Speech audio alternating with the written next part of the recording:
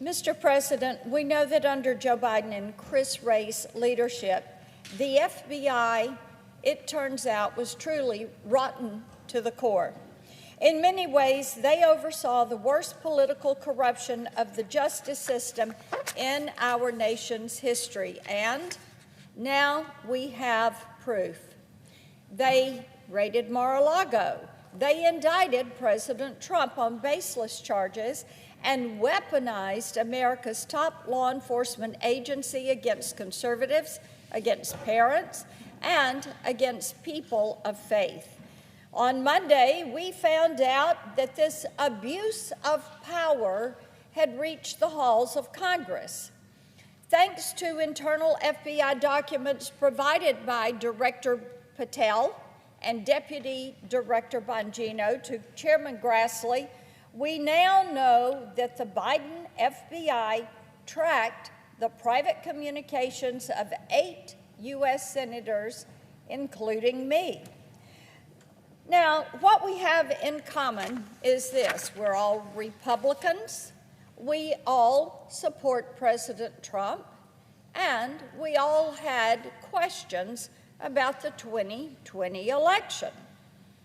According to the documents that were given, the FBI tracked who we were calling on our phones, who was calling us, where we were physically located when the calls were made or received, and how long each call lasted. This is an abuse of authority. It is despicable, and we know that their abuses were far greater and more numerous than those abuses to us. Now, earlier this year, Chairman Grassley released whistleblower disclosures showing that the Biden FBI obtained the government-issued cell phones of both President Trump and former Vice President Pence. Last month, we learned that the agency launched a political investigation into nearly 100 Republican and conservative groups, including the Republican National Committee, the Republican Attorneys General Association, and Charlie Kirk's Turning Point USA.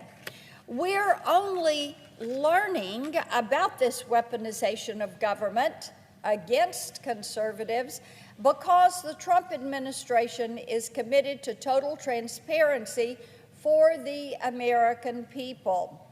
The work that President Trump, his administration, Attorney General Pam Bondi, Director Patel, and Deputy Director Bongino are doing is so appreciated, not only by us, but by the American people. It is time for the weaponization of government to stop.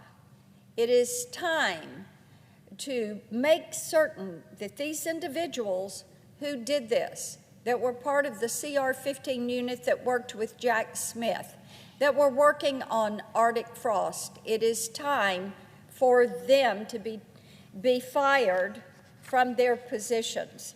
And I appreciate that this work is taking place each and every day.